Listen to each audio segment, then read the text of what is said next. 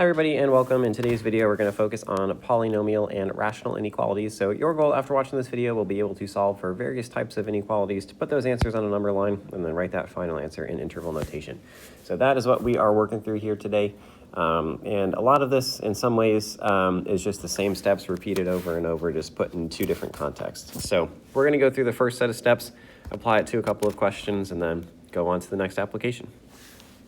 So the first thing that we want to do is get 0 by itself. So we're going to try to get 0 isolated on one side of the inequality. And then from there, we are going to factor as well if there is anything that we can factor. We are next going to replace the the inequality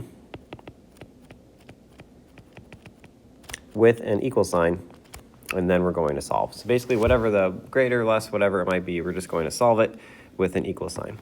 Each solution we're going to call a critical value. And we are going to take all of these critical values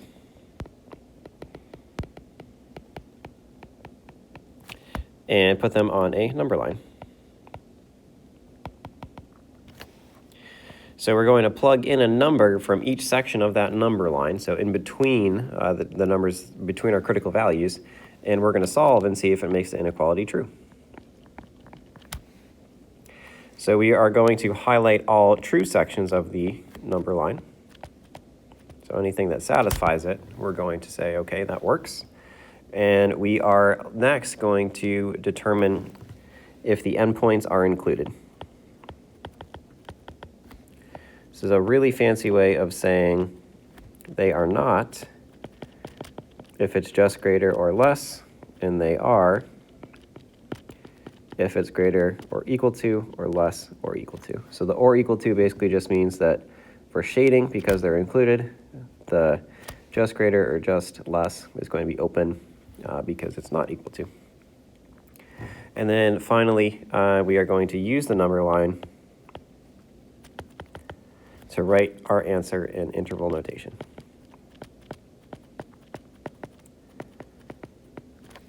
So setting this up, following these steps one at a time, we're just going to be referring back and forth here quite a few times. So first, get 0 isolated on one side.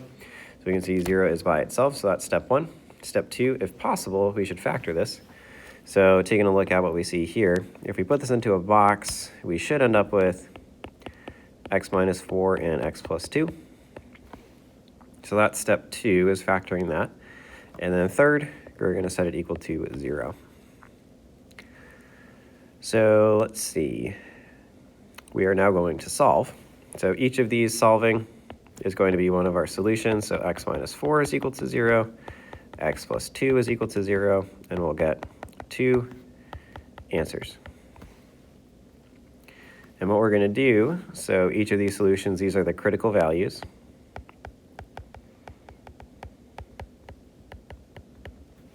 And we're going to take each of these critical values and plot them on our number line.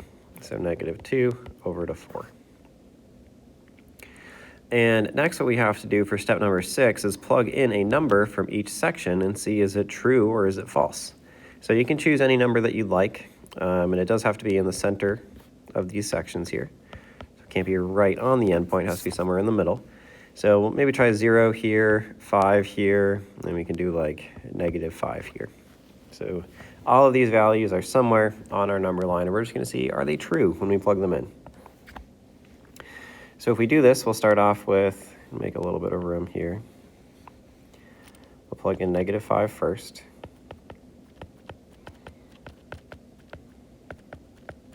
We'll see if it makes our equation true. 25 plus 10 minus 8. So 35 minus 8. So 27 greater than or equal to 0, that is true. So we'll say that this is green, this portion of the number line. We're saying that is all good. Next, we're going to try it with 0.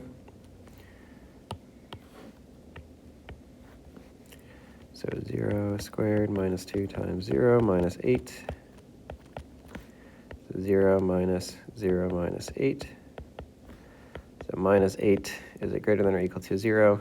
That is false. Minus 8 is not. So we'll say that this is a bad section, so that's not included. And then lastly, we'll plug in +5.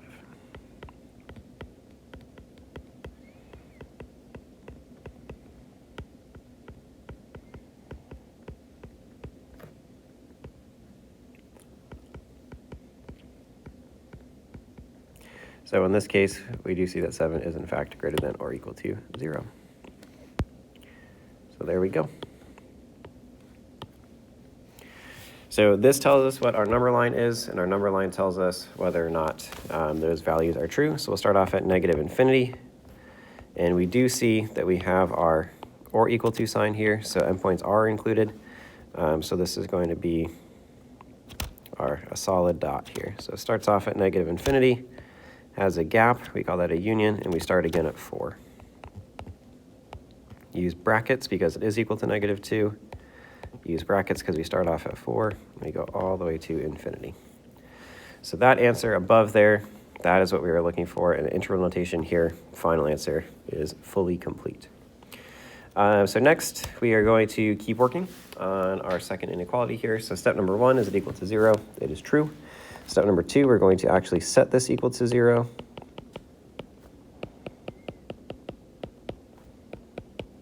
Step number 3, solve each of these individually. So set them equal to 0 and solve. And we can see that these are now part of our number line.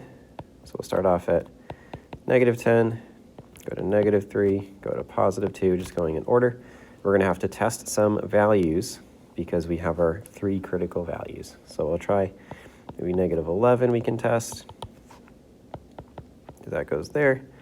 Negative 5, I always like 5s. Here we can try 0, and here we can try 5 again. So we're just going to see, do these 4 values that we have to test, because there's one more kind of space in this interval, do these 4 values make our inequality true? So starting off here, just do them one at a time. This is also something that you can just punch into your calculator as well, and it will give us some of the answers that we are looking for. So again, if you go to that graph function of your calculator, punch all of these into your table of values after you enter this equation in. And honestly, I'm going to get up and grab myself a calculator here too, because this is a lot of work to do. And our goal is to use technology that we have. We don't want to necessarily be, doing all of our work one step at a time, plugging in all of our multiplication. So with that, we can take our calculator, go to that y equals on the top section of that TI-84, and punch each of these in individually. So sorry that I don't have an app on the iPad to show you this for the TI series, but it's something that we are just going to punch in and see how this goes.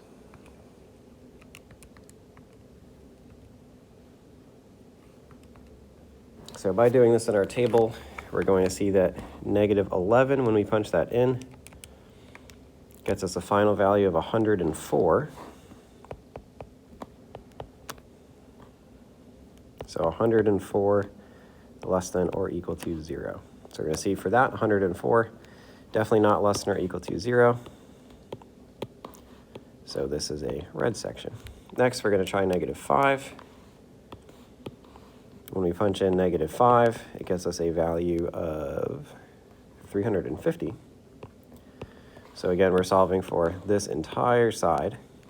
So 350 for negative 5 less than or equal to 0. Again, also does not work. Next, we'll try negative 3. So punch in, oops, sorry, I shouldn't say negative 3. So we tried this one, we tried this one. I should have punched in 0. So 0 is our next one. And when we punch in 0, it gives us negative 600. So negative 600 is, in fact, less than 0. So finally, a region that works. And then we're going to punch in 5 next.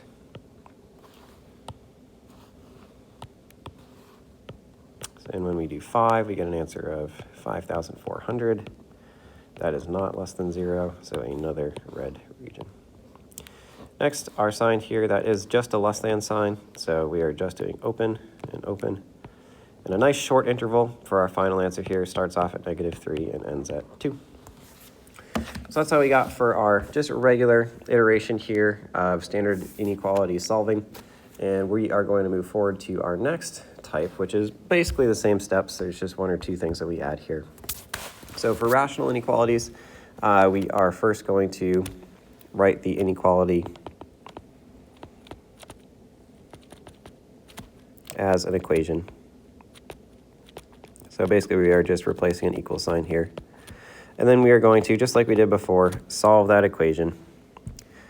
The next step here is we do have to determine all values that make the denominator equal to 0. So those are included here. And all of these are going to be critical values. So now we're going to draw a number line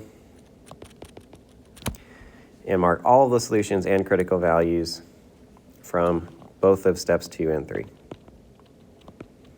So we're including what we solved for. We're also including things that make our denominator equal 0 here. So next we're going to select a point in each interval on the number line. And just like we did before, we're going to determine if it is true.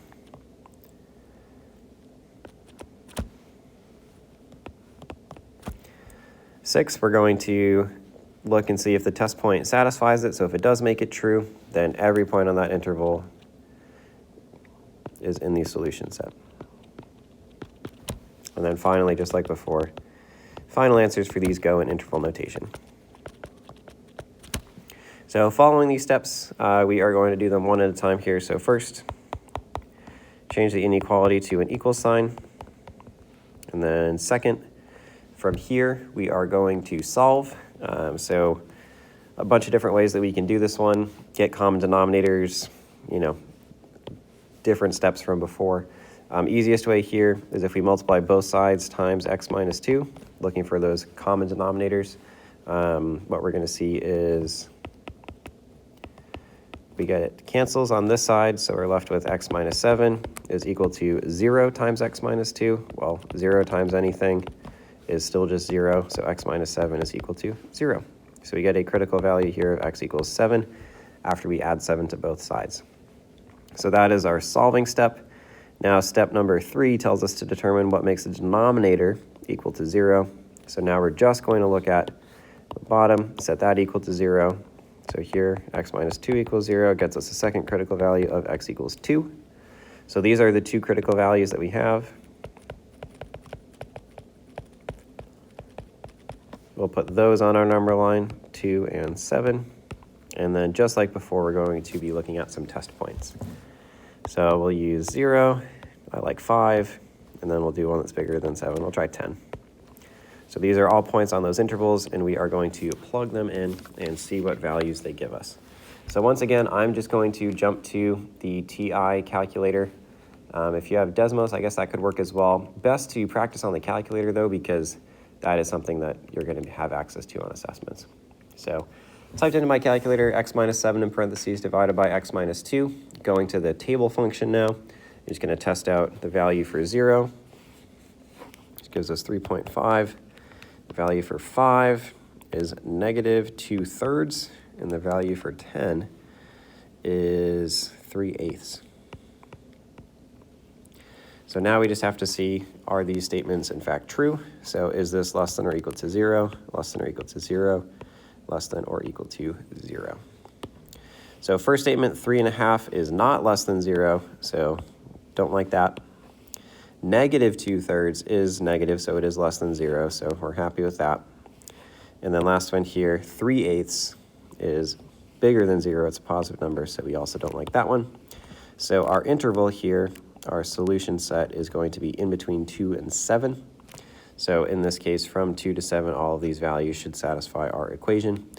Go back to the top here, you're going to see that that is a greater than or equal to sign, so we're shading in our dots.